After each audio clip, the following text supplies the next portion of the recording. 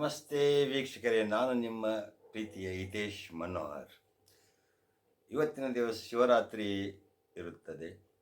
ಈ ಶಿವರಾತ್ರಿ ದಿವಸ ನಿಮ್ಮ ಕಷ್ಟ ಪರಿಹಾರ ಆಗಬೇಕಂದ್ರೆ ಇದು ಬಹಳ ಪವರ್ಫುಲ್ ಮಂತ್ರ ಹೀಗೆ ಪಠನೆ ಮಾಡಿ.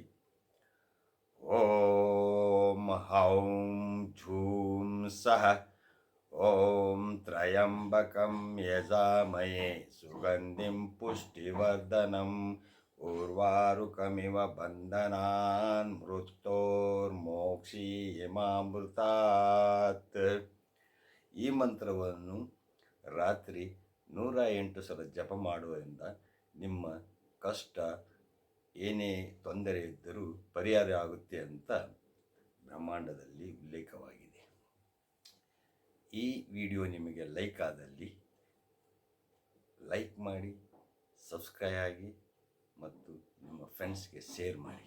ನಮಸ್ತೆ.